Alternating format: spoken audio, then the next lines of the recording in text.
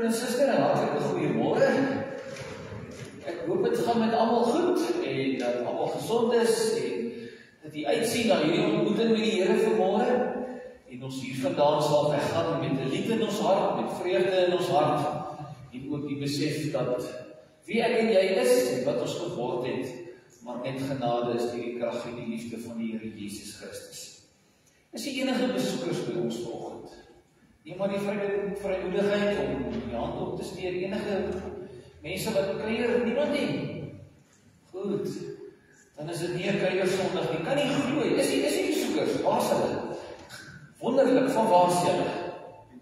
Van Pietertief, baie welkom, ek wil ons vanoggend lekker kuier saam, mag julle saam met ons ontmoeting met die Here hê vanmôre. Ja, wat is die laaste Sondag van die kategese kwartaal? Kan nie dit glo, dit voel vir my die kwartaal was net so goed. En daar is hy al verby. En ja, ons loof die Here ook dat hy met ons was. Goed, ek het nou maar dit voor my op probeer kry, dat is altyd vir my sleg om die kant op te kyk. Families, ja, ons het gesê, welkom, iemand wat 'n huweliksherdenking vier die week, van vandag tot Saterdag. Huweliksherdenking? Niemand nie. Goed. Dan het ek gesê die jeuggroepe in hulle klasse na die tyd, dis die laaste Sondag, en dan kom drink asseblief tee en koffie saam. Ek gaan nou nie saam drink nie, want ek het die belydensklas na kerk. En dan by voorbidding het jy die name daar, ek gaan dit nie allemaal vir jy lees nie. Jy het dit daar, vra dan die voorbidding, ons gaan nou ook vir hulle voorbidding doen. En dan die gemeente het ek nou vir julle gesê vir die volgende klompie Sondag, gisteraand het ek die WhatsApp reeds uitgestuur, van 'n gesinstukkie, wat ek wil vra dat jy asseblief in die eie tyd as gesin, dit by die huis deurwerk. Dis maar geskoei op dit wat in die erediens plaasgevind het, gaan sit om 'n tafel. Want dit is waar ons geestelike groei plaasvind. As ek miskien vanoggend net ietsie daaroor kan sê. Ons moet onthou dat die erediens het 'n ander karakter. Dit is 'n plek waar ons by mekaar kom as 'n familie saam, waar ons die Here loof en prys en waar ons toerusting ontvang vir ons daaglikse lewe. Maar ons Christendom word uitgeoefen daar buite die mure van hierdie kerkgebou. En die bedoeling van daardie stukkie is dat jy en jou gesin om die tafel gaan sit en saam daardie stukkie deurwerk. Natuurlik is dit eintlik 'n verlengstuk van die erediens en van die boodskap wat op 'n Sondagmôre gebring word. So dan wil ek regtig u motiveer om maar saam met die gesin om die tafel te gaan sit, want dit is waar jou geestelike groei gaan plaasvind. So daarom wil ek u inspireer om dit te kan doen. Hoopelik in die nabye toekoms sal ek graag 'n bietjie aandag wil gee daaraan, waar ek dan 'n bietjie die huisgesinne wil help om in die eie stilte tyd te kan groei. So die gesinstukkie. Dan het ons die verjaarsdag as die volgende een. Vandag verjaar Tia Gouder en Anton Nel, maandag Ruben Toetse en Philip Romein, dinsdag Gerbrand die Jager, woensdag Christine van Staden, Vrydag, ek hoop ek spreek reg uit, Sirhou, Pieter, spreek ek reg uit? Jep, baie dankie. En dan Saterdag, die 22ste, Brenda Jordaan en Gerard Serfontein en Jacqueline van der Merwe. Ek hoop dis vir julle sommer 'n baie geseënde lewensjaar en nou het almal gesonde gesien waar kan julle gaan koop eet hierdie week. Dan ja, ons het hierdie week ons eerste bazaarvergadering gehad. Ek wil terugvoering gee daaroor en vir u vertel hoe lekker vergadering dit was. Glo jy dit is 'n lekker vergadering kan kry? Nou dit was nie 'n ongeorganiseerde ene, almal praat gelyk, maar dit is hoe dit werk met 'n bazaarvergadering. 'n wonderlike vergadering met 'n uitstekende gesindheid wat daar gehandhaaf het. Ek kon nie wag om vir Loretta te vertel oor die res van die wonderlike vergadering nie. En so ons sien uit na die bazaar wat voorlê. So maak 'n knoop in die nek. En in die arm en in die neus oral, ons kom die 10de by mekaar. Maar dit begin die Vrydag aand al waar, het ek hulle name vergeet, Wynand en Cherie van der Westhuizen van die Weskus.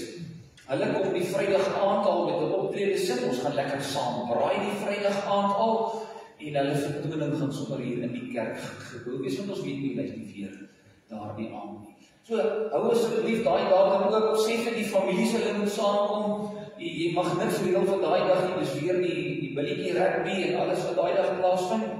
Die Saterdag, so dit begin die Vrydag aantal groot feesvieringe. En dan volgende Sondag is die groot erediens waarin die hoërskool se kinders ook hier gaan wees. So daai dag hoor ek sit die kerk vol kinders. So ek wil maar vra dat ons as gemeente dalk maar hier in die middelblok opsit volgende week, want hulle sit blykbaar selfs hierdie galerietjies hierdie kant vol en dit gaan 'n erediens wees wat geskoei is dan op hulle terrein, bietjie meer simbolies van aard en so ons sien ook uit om hulle dan volgende Sondag hier by ons te ontvang. Ek dink dit is al wat die aankondigings betref. Kom ons raak dan vir 'n paar oomblikke stil. Ons ontmoet die Here vanmôre, mag jy in die gemoed dan ook 'n ingesteldheid hê sodat Jesus by ons kan wees.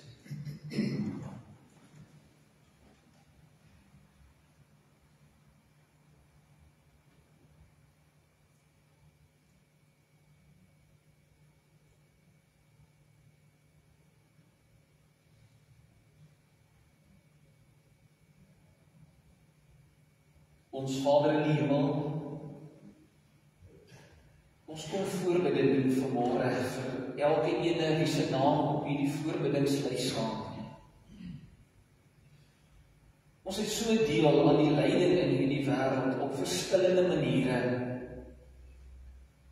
Het sy deur siekte of deur een of ander manier waarop ons liggaam of selfs ons emosies gebuk gaan onder smart en swaar kry.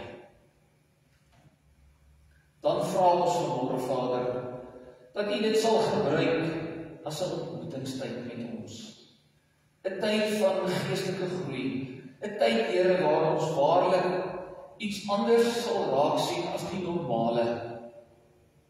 Mag ons dit ook sien as 'n geleentheid, Here, wat nie net gebruik word en wat is om ons lewens, Here, te versier nie, maar dat U dit so sal gebruik, Here, dat U naam verheerlik sal word en U koninkryk sal kom. Ons bid vanmôre vir ons gemeente. Dankie Vader dat dit op die stadium met ons goed gaan. Dankie vir energie, dankie vir verlossing, dankie vir blydskap. Ons vra Vader dat U ook vir ons 'n goeie voorbereidingstyd sal gee vir ons bazaar wat voor lê. Mag dit 'n ryke en 'n tyd sal wees van sommer net saamkuier.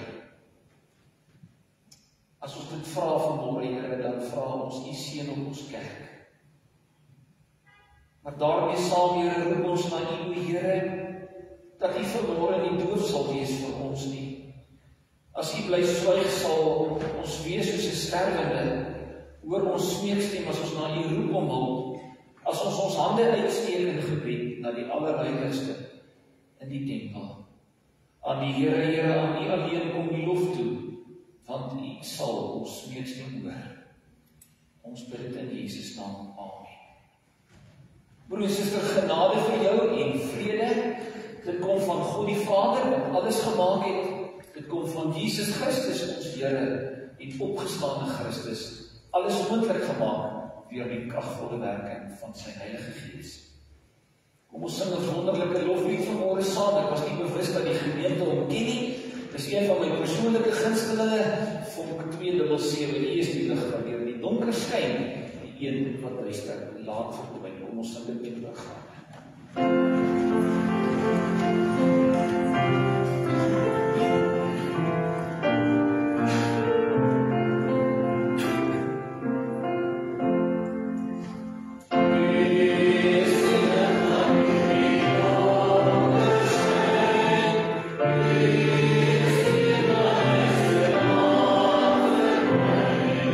Say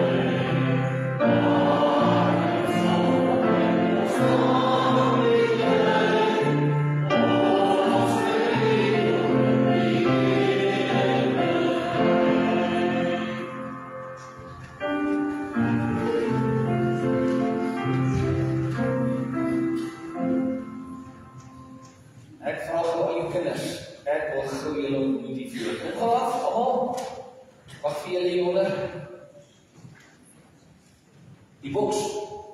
Dit is nou die help gewees vir my. Die bazaarboks. Goed, terwyl die kinders vorentoe kom, hiervoor is 'n bazaarboks. Almal wat lekker staan sit, die help gou vir my. Baie dankie Jolanda. Lekker higiëniese bottel op hiervoor. Jy sien dit as jy 'n donasie wil gee vir die bazaar, vir die aankope van die bestanddele, dan kan jy dit sommer hier vir ons ingooi. Dit gaan nou vir die volgende klompie Sondag. Sal dit hier voor in die kerk. Dus baie dankie julle my herinner. Goed, julle raak elke keer al meer. Ek is so bly julle is hier vanoggend. Is julle ook bly om hier te wees? Is julle? Is julle reg? Sê ja, ons is bly om hier te wees. Kyk, ek het iets saamgebring vanmôre. Moet julle weet wat dit is. Wat is dit? Okay, vertel vir ons wat doen ons met die juk? Of wat het ons met die juk? Om jy beeste se nek, nee. Weet julle dit? Ja. Hierdie ding het op die beeste se nek gesit as hulle 'n ploeg moet trek. En dink jy kan 'n paar van julle inspann vanmôre? As jy sê, is julle reg? Nee, ek gaan nie reg nie. Hoekom gaan ek dit nie doen nie? Want dit is 'n swaar ding, né? En ek gaan jou seer maak as ek hierdie ding op jou nek sit vanoggend. Nou die beeste, as hulle 'n ploeg of 'n wa of iets getrek het in die ou dae, en hierdie juk, ons noem dit 'n juk, op hulle skouers was, dan het dit hulle geskaaf, dit het hulle seer gemaak. Dit is verskriklik swaar. Dit was ongemaklik. Nou kom die Bybelskrywers en hulle kom vertel vir ons ook van 'n juk wat swaar is. Maar dis nou 'n baie moeilike beeld. Ek gaan eers die moeilike beeld met julle deel. En dan gaan ek vra, ma, pa, julle gaan by die huis hierdie beeld met die kinders deel. So eintlik 'n beeld wat die skrywer van Matteus se gebruik en Lukas gebruik, is dat om die wet na te kom, om gered te word, is 'n verskriklike swaar las op jou skouers. Die kinders gaan dit dalk nie nou met julle mal verstaan nie. Daarom is julle in die kerk vermoede, is julle doopbelofte, so gaan help hulle by die huis, om te kan sê dat ons word van sonde gered, nie deur die wet te onderhou of deur iets te doen nie, maar om in Jesus te glo. Goed, julle het dit dalk nou gesnap, né? So, maar die kleintjies gaan dalk bietjie sukkel met hierdie beeld, maar ek gaan die beeld 'n bietjie makliker probeer maak. As ek en jy moet probeer om in die hemel te kom, gaan ons dit regkry? Nee. Want dit is te swaar vir my en vir jou, ek kan nie, dan gaan dit voel asof daar 'n juk op jou skouers is. Right. Maar kom ons maak dit bietjie eenvoudiger. Wat druk swaar op ons lewe baie keer? En Jesus het ons daarmee kom help. Die sonde, né? Sonde is soos 'n juk op ons, dit druk ons in die grond, ons kry swaar. Maar dan sê Jesus, my juk is lig. So hoe kry ons dit reg om dan gered te word van al ons sondes, hemel toe te gaan en om in 'n mooi verhouding met Jesus te staan? Dat Jesus gesê het, ek kom van die las van sonde, kom haal ek af, en ek sê, en ek wys vir julle hoe lyk ware liefde. Gaan julle dit onthou?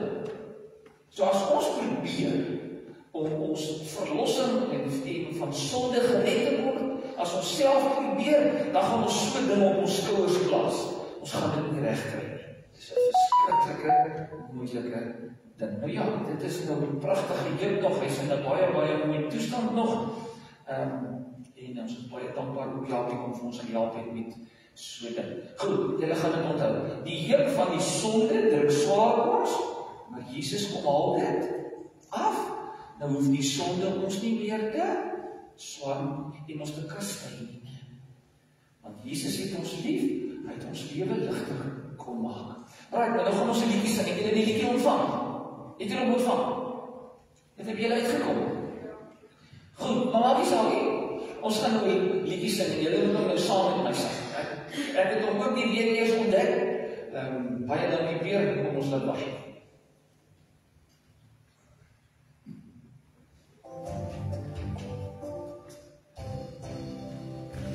Soos die môre ster, die nag die hemel gehad van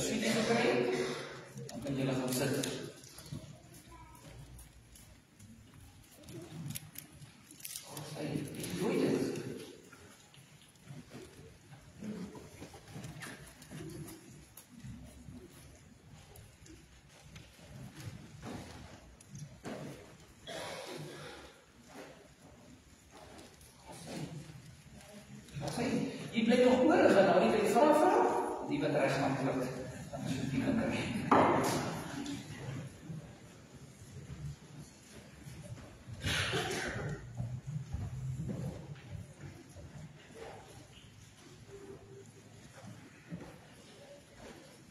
Broer en suster, ek het melding gemaak daarvan dat ons in lydenstyd is. Lydenstyd fokus ons natuurlik op Jesus se aanloop na Golgotha, erge smart en erge lyding waar die Here Jesus is. Ons lees van die Paasfees wat die Jode gaan vier as 'n viering van die uittog uit Egipte uit. Maar lydenstyd laat ons ook dink aan Jesus se lyding, sy 40 dae wat hy in die woestyn was, waar hy alleen was, waar hy die Vader ontmoet het. Ek dink dit is anders vir my en jou vanmôre in lydenstyd as 'n tyd waar ons eintlik in ontmoeting met die Here ingaan nie. 'n Tyd waar ons regtig die Here Jesus Christus dalk op 'n, ek wil nie sê 'n nuwe manier, maar weer so ontmoet dat dit 'n groot verskil in ons lewe maak, dat daar groei binne in ons lewens plaasvind. So wat is lydenstyd? Regtig vir jou vra, broer en suster, om intensie oor na te dink. Want lydenstyd is 'n tyd van hertoewyding. Waar ek en jy 'n oorgawe aan Jesus maak en dat ons verstaan waarom hy hierdie lydenspad moes loop, sodat ek en jy saam met hom by die kruis kan uitkom en ook saam met hom in die doodheid kan opstaan. So daarom staan disippelskap, as ek die mooi groot woord van môre kan gebruik, staan dit voorop om kinders, disippels, volgelinge van Jesus Christus te wees. Vra hy van my en vir jou 'n stukkie hertoewyding. Ons gaan 'n lied sing. Dit is ook bekend aan julle lied van 406, waar ons gaan sing, ek wil kom stil word voor die Here, ook om hoor wat hy van my sê, ook om oopmaak vir die Gees, Heer, as ek my vra voor u kom lê. Hierdie is 'n lied wat ons regtig moet sing en die betekenis daarvan insien. Want as ons hierdie lied net sing, net omdat dit 'n lekker en 'n mooi lied is om te sing, het hy geen waarde nie. Want hierdie lied sê, waar lê Jesus se liefde? Dit lê nog baie keer by my en dit stop baie keer by my en jou. Terwyl die roeping van die kerk is om hierdie liefde te gaan uitleef. Kom ons gee onsself aan die Here oor vanmôre wanneer ons hierdie lied sing.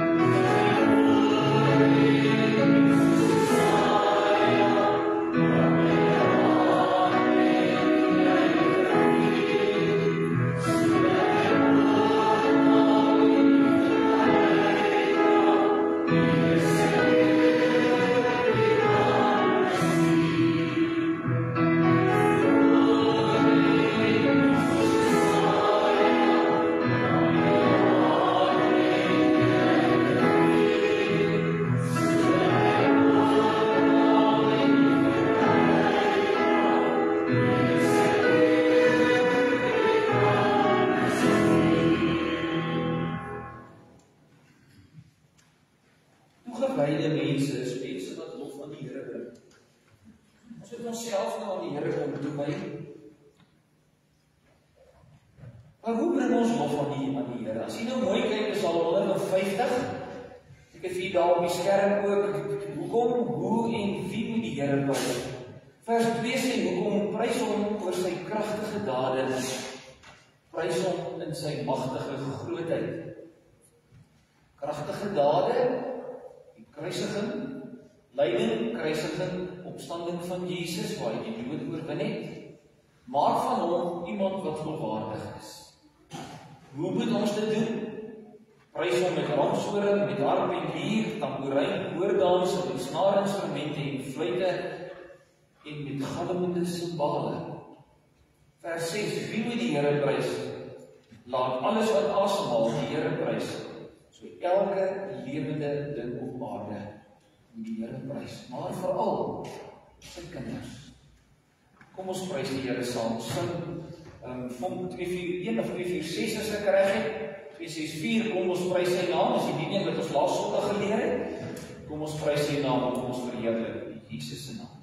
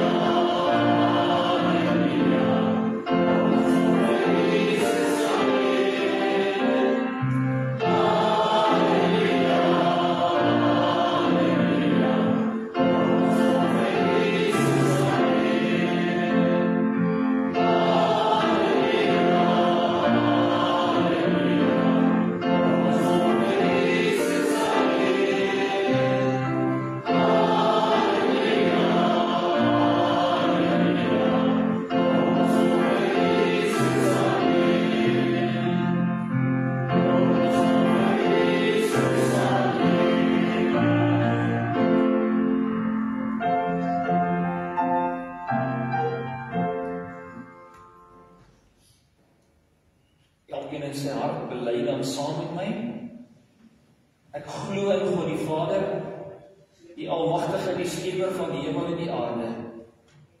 En in Jesus Christus, sy enige gebore Seun, ons Here, wat ontvang is van die Heilige Gees, gebore is uit die Maagd Maria, wat gelei het onder Pontius Pilatus, gekruisig is, gesterf het en begrawe is, en ter helle neergedaal het, wat op die derde dag weer opgestaan het uit die dode, wat opgevaar het na die hemel en sit aan die regterhand van God, die Almagtige Vader, van waar hy sal kom om te oordeel, die wat nog lewe en die wat reeds gesterf het. Ek glo in die Heilige Gees. Ek glo aan 'n heilige algemene Christelike kerk, die gemeenskap van die heiliges, die vergewing van sondes, die opstanding van die vlees en 'n ewige lewe. Amen.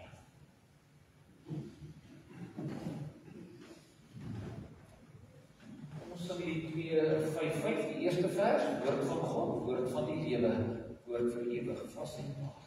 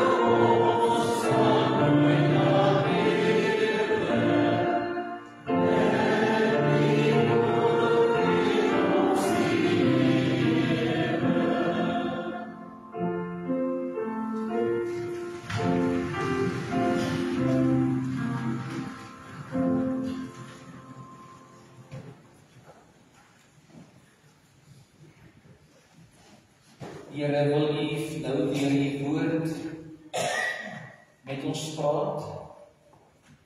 Wil U ons kom toerus en ons rig om ons gedagtes op die hemel daar bo te hou? Maar ook, Here, te ontdek wie ons is en help ons Vader nou om getrou en met geopende ore, Here, en ontvanklike harte na U woord te luister. In hierdie ontmoeting, Here, gee ons aan U die eer en die dank en die aanbidding. In Jesus se naam. Amen.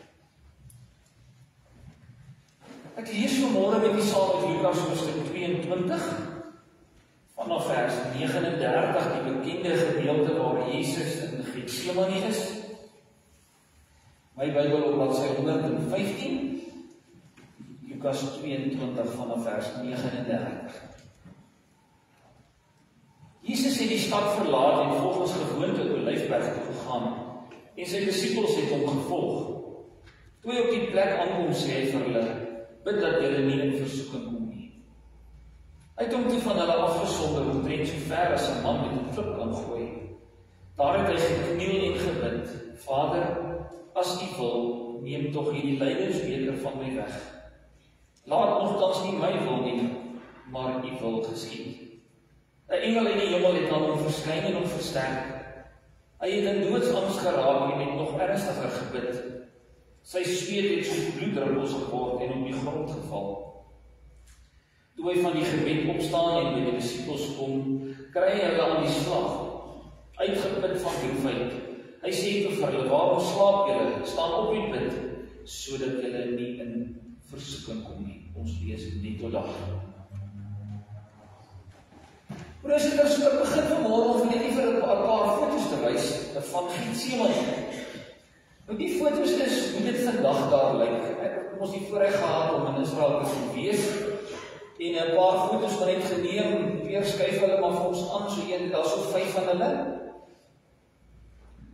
Miskien net vir interessantheid vertel, dit is nou nie letterlik die plek nie, maar is in daai omgewing waar Jesus staan, waar hierdie gedeelte wat ek nou saam met u gelees het, afgespeel het. En dit kry nogal die gevoel, dis 'n bietjie van 'n ervaring om daar te wees in 'n emosionele gevoel. Miskien net vir iets sê oor daardie is 'n olyfboom. Ek weet nie oud is hy nie, maar hy is baie oud. Nou 'n olyfboom kry ons nou nie so dik staan nie, maar daai is 'n olyfboom wat al, ek weet nie as hulle het ons gesê min of meer oud hy is. Ek kan nie onthou nie. Ons gaan nog enetjie peer skryf hom af ons aan. Dis eintlik maar dieselfde ene. So wanneer ek altyd hierdie gedeelte lees, dan spring hierdie prentjie maar binne in my hart en in my gedagtes in. Dit is waar Jesus die erge smarte en lyding moes deurgegaan het.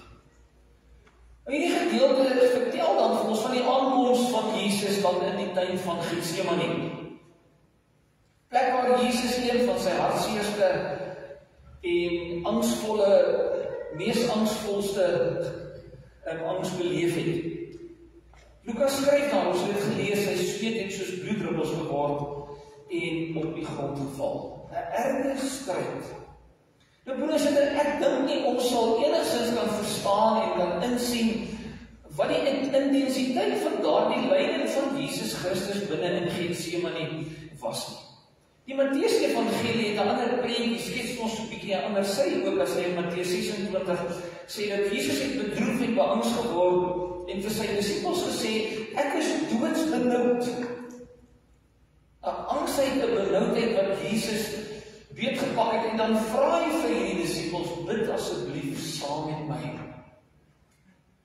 Nou broers, dit is opvallend dat Jesus nie hierdie angs en hierdie intense vrees met sy disippels gedeel het. Hy sê vir hulle niks daarvan, dis iets wat hy self ervaar, dis iets wat die evangelieskrywers vir ons dan probeer skets wanneer hulle sê dat hy doodsbenoud was of sy bloeddruppels of sy sweet soos bloeddruppels op die grond geval het nie. Waarom was dit 'n stryd? Waarom het Jesus hierdie angs gehad? Wat het hierdie angs veroorsaak? Wat was die oorsaak dat sy sweet soos bloeddruppels op die grond geval het? Nou dit die menslike antwoord, as ek en jy daarop ons geantwoord het vanoggend, so ons gesê, dit was omdat Jesus dan gedink het aan dit wat vir hom voorlê. Want onthou ons is nou in lydingstyd, ons is op pad na Goeie Vrydag toe, dat Jesus geweet het wat met hom gaan gebeur. Hy besef daar lê vir hom 'n kruisdood voor en dat hy nooit nou hierdie gevoelens met sy disippels saam met hom deel nie. Maar broers, ek dink gou vanmôre, as dit dan was wat ek in my hart oortuig van is dat Jesus hierdie geweldige angs oor sy toekomstige lyding en liggaamlike lyding aan die kruis sou verduur, was daar 'n ander lyding wat ons moet raak sien vanmôre, en dis die innerlike lyding van die Here Jesus Christus. 'n diepe seer, 'n diepe angs, 'n eensaamheid wat ek en jy seker nie vandag in woorde sal kan omskryf nie. Sy lyding was besig om op te bou. Na die hoogtepunt na Golgotha toe, sy kruisdood wat sou nader kom. Maar onthou, omdat Jesus God was, kon hy vooruit sien. Dan moet hy ook weet, hy weet wat nog vir hom voorlê. Nie net die kruisdood nie, maar hier's nog 'n paadjie wat hy moet loop. En hierdie paadjie gaan nog eers by Petrus moet verbygaan. Petrus wat gaan sê, maar ek ken hom nie. Jesus het hom gewaarsku, die haan gaan en voor die haan kraai gaan neem hy 3 maal verloon, en ons weet dit het nie gebeur. Jesus het geweet, hier's nog 'n Judas wat ek in die gesig moet staar, 'n Judas wat my gaan verraai, 'n Judas wat vir hierdie Joodse raad en vir Pontius Pilaat hulle gaan wys, wat is hy, kruisig hom, en hy het dit ook gedoen met 'n soet, wat hulle gesê het, met 'n soet, dit is hy, kruisig hom. Hy moes nog by Caiaphas verbygaan, wat hom gaan oorgee om mishandel te word, ook natuurlik by Pilatus. Hy moes 'n doringkroon op sy kop kry, hy moes op die stadium die geeseling, die houe, moes hy verduur, letterlik sodat sy bloed op die grond sou drup, sodat die verlossing van die mens weer moes plaasvind. Die vloek, die smarte van die kruisdood. Dink jy nie die duiwel het ook op daai stadium gehoop dat iets sou gebeur nie? Want hierdie lyding van Christus was dan nie net hierdie fisiese dinge en hierdie emosionele goed nie, maar wat was die stryd op die ou en broers en susters? Die stryd tussen lig en duisternis. Die stryd dat hier is Jesus op pad om die lig in die wêreld te laat skyn, om mense van hulle sonde te kom vryspreek, en hier aan die ander kant is die duisternis wat nog eintlik soos 'n swart wolk op mense hang, en op hierdie stadium dan ook op Jesus Christus hang. So dit maak dit vir Jesus op hierdie stadium verskriklik moeilik. En die Satan sou wat wil gee, dat hierdie lyding van Jesus nie plaasvind. Dat die Ou Testamentiese profete se voorspelling dan nie waar was nie. Sou vir hom 'n vreugde gewees het as Jesus nie op die ou end by die kruis kom nie. Maar vir my en vir jou 'n ramp as Jesus nie daar sou kom nie. As hy nie aan die kruis sou sterf nie. Dan wat nog eensaamheid. As jy nou mooi dink aan die eensaamheid wat die Here Jesus moes deurgaan, Natuurlik 'n Ou Testamentiese profesie wat in vervulling gaan. Ons het net nog gesing van Jesaja 63 vers 3, wat hy gesê het, hierdie Messias gaan alleen die wynpers trap. Hoe Jesus dan op die ou en alleen vertrap is deur die sonde van hierdie wêreld, vertrapte geword het, en hier in Getsemane die hoogtepunt, die dieptepunt van Jesus se aardse lyding dan daar plaasvind. Waar hy dan eerder vra, Here, spaar met my, laat dit by my verbygaan. Ons besef nie wat Jesus se smarte was, broers en susters. Daardie alleenheid, die godsverlatenheid, sy klagte. Dan sou mens verwag het binne in sy menslikheid, dat hy nou eintlik vir sy disippels gevra het, waak saam met my in hierdie lydingsweg, in hierdie geweldige pyn wat ek moet verduur, en dan is hulle te moeg daarvoor, dan raak hulle op die ou end aan die slaap. Getsemane, die plek van verlatenheid. Waartoe moes Jesus vlug? Hy was eintlik alreeds in 'n koeldesak situasie. Want God het dit so beskik, dat daar 'n verlosser moet kom, 'n Messias moet kom, dit sal my eie seun wees, en hier is hy besig met hierdie lydingsweg. Hy kan nie ontsnap nie, hy kan nie vlug nie, hy gaan die dood sterf. 'n Pynlike, smartlike dood, terwille van my en vir jou. Wat doen ek en jy as ons swaar kry? Wat doen jy as ons sien ons is in 'n situasie waar ons nie kan uitkom nie, dat ons vlug ons? Miskien sal ons nog 'n gebed voor die Here kom staan. En dan sal ons dink dat hier alles al was wat Jesus moes deurgaan, maar die ergste lê dan nog voor, waar hy die juk van die sonde op hom moes dra, broer en suster, wat ek vanoggend met die kinders gedeel het. Hoe swaar druk hierdie wêreld nog vandag op my en jou? Ek hoop nie jy gaan nog gebuk onder die mag van sonde nie.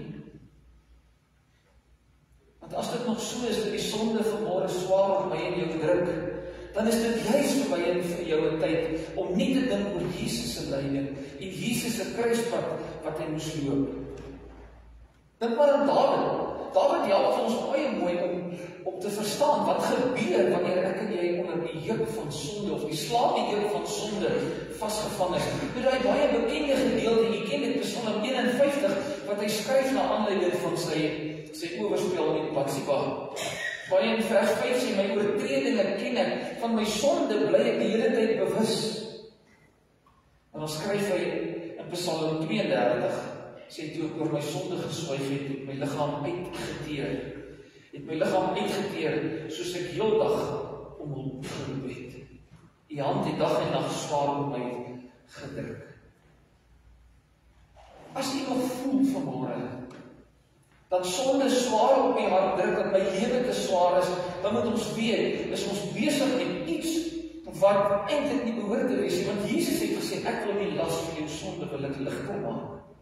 Ek wil jy moet lief hê, ek wil jy moet op 'n ander plek gaan soek vir vryspraak van sonde nie. Ek wil sien dat jy my liefde gaan ervaar. En dan help hy ons om vanmôre te kan kom op die punt waar in gebed voor die Here kan kom staan. Met ernstige smeekgebed. Broer en suster, jy hoef nie vasgevang te wees in die sonde van hierdie wêreld nie. Jesus het op daai stadium so gevoel daar's geen uitkoms nie, en daarom bid hy hierdie woorde vers 42, is die Vader, as dit nie wil is, neem hierdie lydingsbeker van my af weg, laat nogtans nie my wil geskied nie, maar u wil. Wat hy eintlik hier bid, broer en suster, hy sê, ek smag maar my eie woorde, ek dink uit gevoel, Vader, asseblief, kan die hemel net oopskeer, kan nie my stem net hoor by die hemel uit. Verhoor net hierdie gebed, dat ek nie so swaar kry nie. Laat dit by my verbygaan. Daarom hou Jesus aan met bid. 3 maal vra hy, Vader, laat hierdie lydingsbeker by my verbygaan. Daar in Getsemane val hy as ware met sy gesig in die stof, in diepe ootmoed, in diepe afhanklikheid, en hy verloon homself, hy onderwerp hom aan die Vader. Wat haal ek en jy vanmôre hier uit, broer en suster?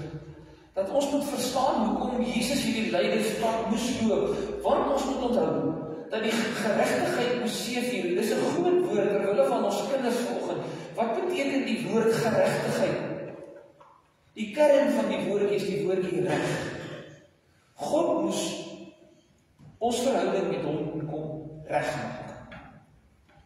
Ek en jy was nie in staat nie, want die slawejuk van die sonde was te swaar op my en jou gewees. Ons kon nie ons saak met God regmaak nie, want anders moes ons hierdie lydingspad geloop het, sodat ons saak met God kon regkom.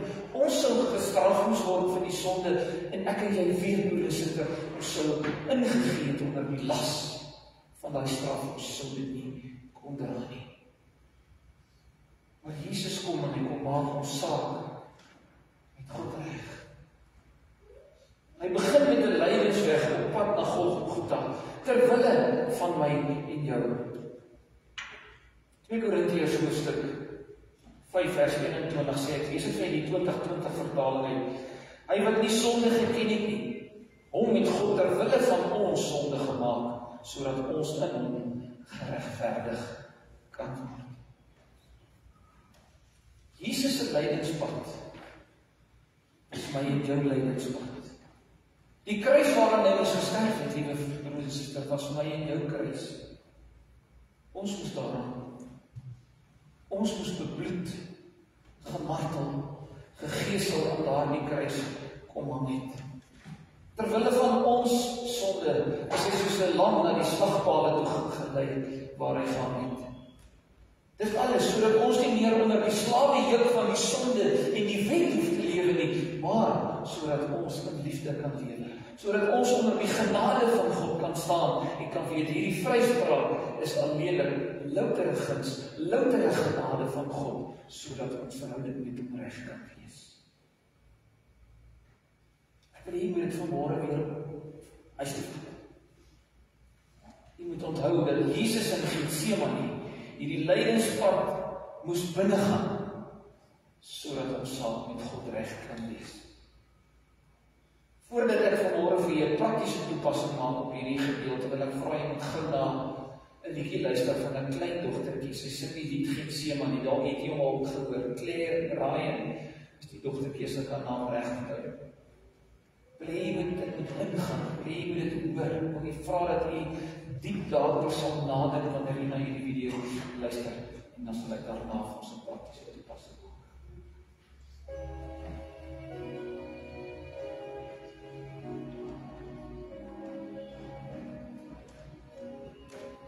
Jesus climbs the hill to the garden still, his steps were heavy and slow. Love and a prayer took him there to the place where he could go.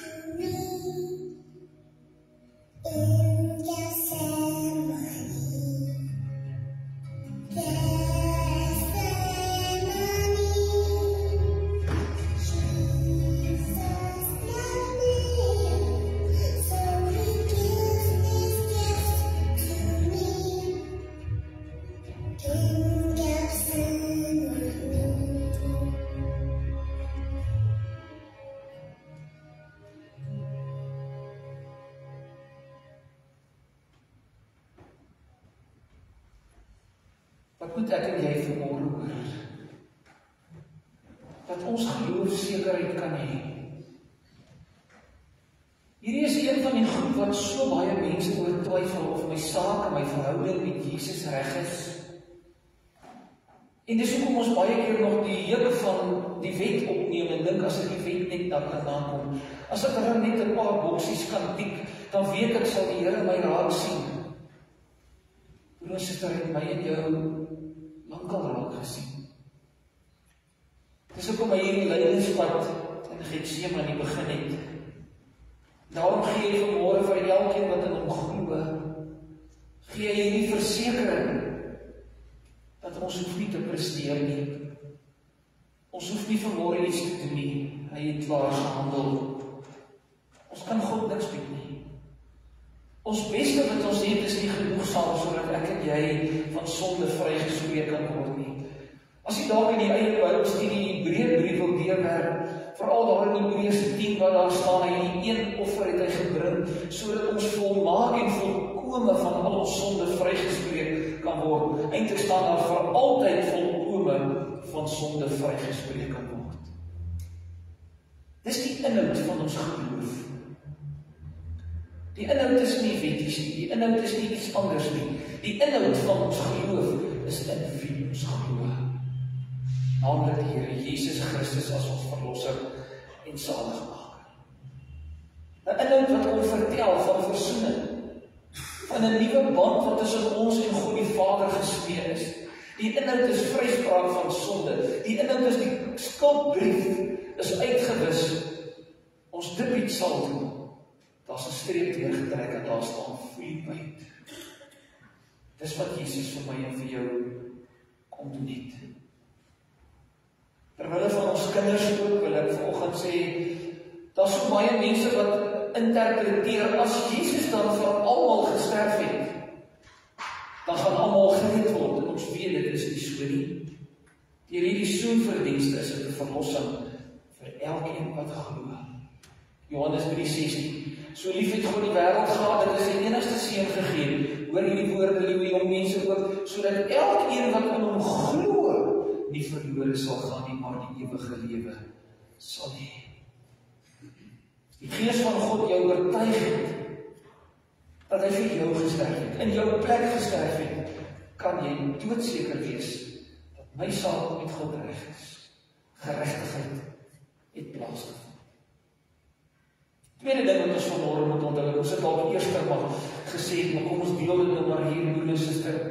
Dit vra dan natuurlik, as ek en jy hierdie sekerheid van sonde, 'n vryspraak van sonde het, dan moet ons lewens ons anders lyk. Dan moet ons rig op die sonde draai.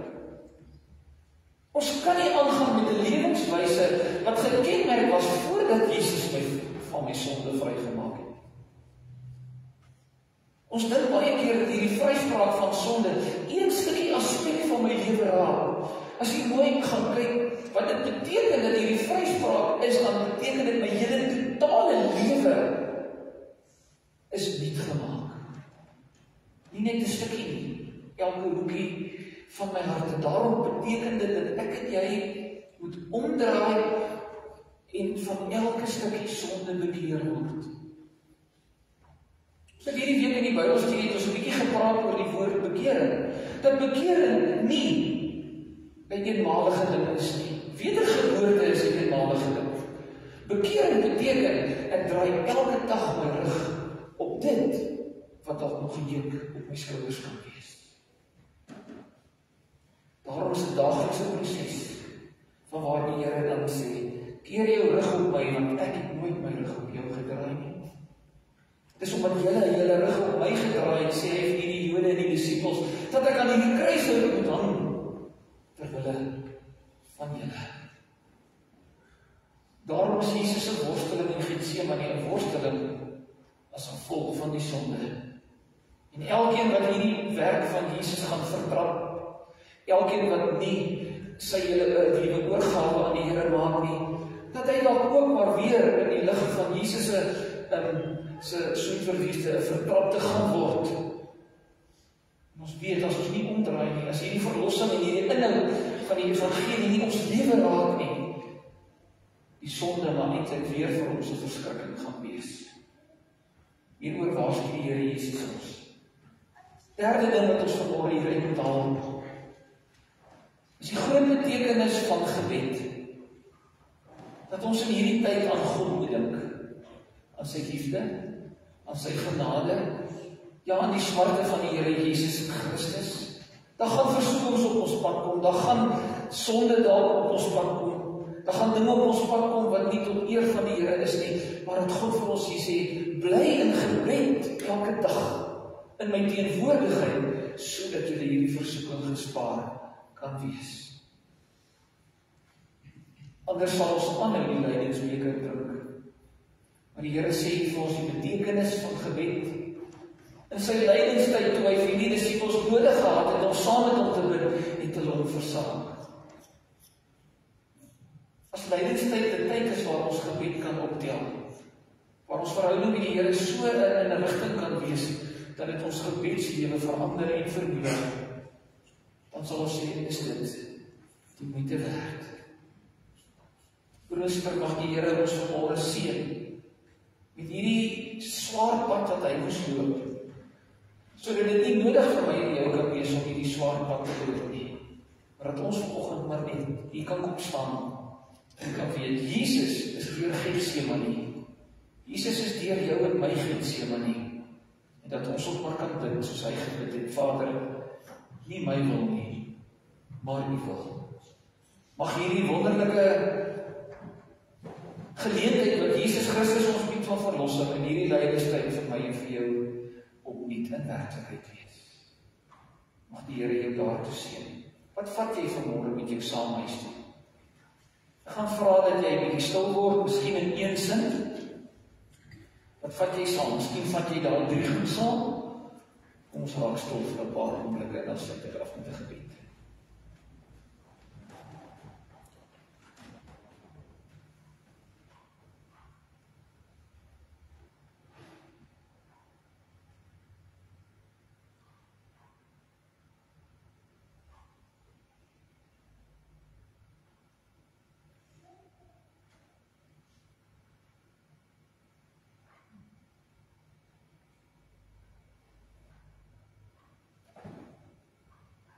Ons Vader in die hemel,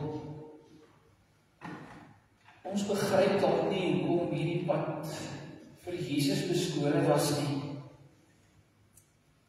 Maar ons het tog bietjie begrip daarvoor, Here, dat die sonde gestraf moes word, dat iemand in ons plek aan die kruis moet sterf. En daarvoor wil ons vanmôre vir U innig om dankie sê. Vir vryspraak, vir genade, vir liefde, onverdiende guns. Mag dit ons lewe so raak, Vader, dat ons lewe gekenmerk sal word deur hierdie nuwe identiteit, die nuwe pad. Partykeer, Here, getuig ons lewe nie van dit wat Jesus vir ons gedoen het, dat die inhoud daarvan 'n wêreldse inhoud is. Maar ons staande, Vader, in hierdie omstandighede van goddeloosheid ook, waarin ons lewe, mag ons nie deelneem daaraan nie. Ons het nie meer deel daaraan wanneer ons dit nie glo nie. Help ons as gemeente om hierdie boodskap uit te leef. Want dit is ook wie ons is. Ons wil nie, Here, iets anders wees as vrygekooptes en vrygespreektes in Jesus Christus nie. Dankie, Here, dat U ons lei op hierdie pad. Waar ons verder in lydingstyd ingaan, Here, vra ek dat dit ook 'n verskil in ons lewe sal maak. Ons vra dit dan vanmôre in die naam van ons Here Jesus met 'n hart vol dankbaarheid. Amen. Ek kry geleentheid om die Here te dien met die offergawes.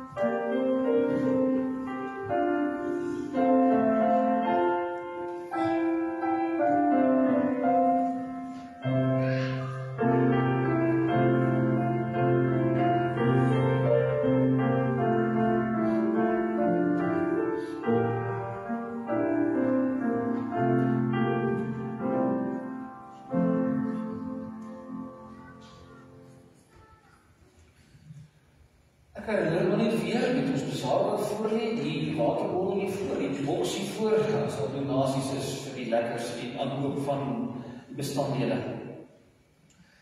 Goed, kom ons sluit af met lied 525. Here, hoe blymoedig en dankoorvloedig maak U my die hart. U gee ons die seën, soos 'n milde reën in U vertroos in smart. Dan op die 3de vers, Heer, U gee U lewe, so word ons vergewe en verlos van dood. In die groot ontferming gee U ons beskerming, want U is ons redder uit die nood.